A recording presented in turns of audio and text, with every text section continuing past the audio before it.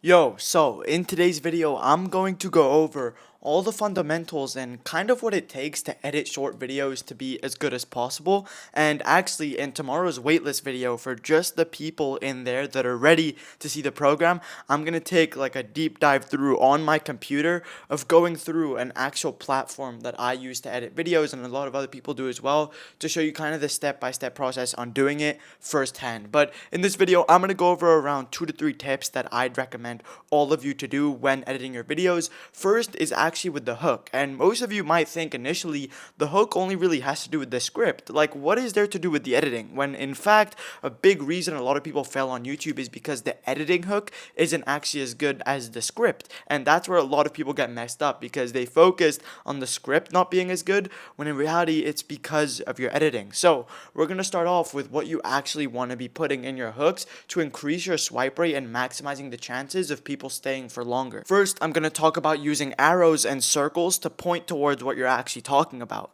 In a lot of the videos that I posted on many different of my channels, always at the beginning of the video, we would make sure to use an arrow or a circle to outline exactly what we were talking about in the script. So if I give an example here and I say, this fireman is about to save this baby, and I just have like a wide shot of like 37 different firemen going into a house, I don't think it's as specific as if we were to put a big arrow pointing towards one person specifically, or a really big circle outlining that person. Now, the reason for that is because people want to be visually appealed more than they want to be verbally appealed. Our eyes are what kind of keep us onto things on a daily basis.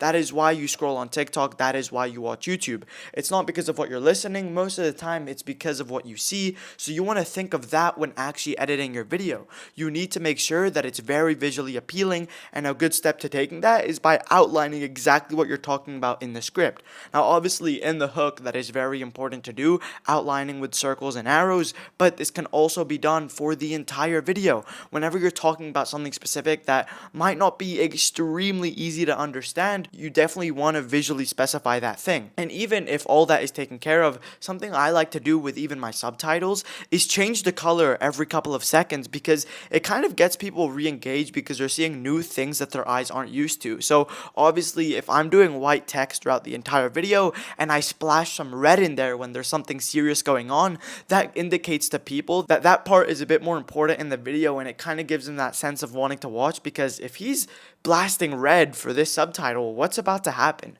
So that's just a quick trick I want to talk about in editing. The next is to literally cut out all the fluff. Now, what I mean by this is all the and puffs that you put in your videos, especially on shorts. You need to make sure that it's very snappy and to the point. If you go now to most of your successful shorts channels that you've seen out there, you'll understand that their scripts are very word to word to word. There's no really spaces in the middle. There's no kind of buts or whens. It's always just straight to the point, cut, and then giving the viewer what they want to see. People don't have time to listen to your mistakes on a 30 to 60 second video. It's very short, and you're literally fighting for their attention. There's nothing else that you need to be thinking about apart from making that person want to watch until the end, and that's when your actual editing and timing of your cuts comes in really important.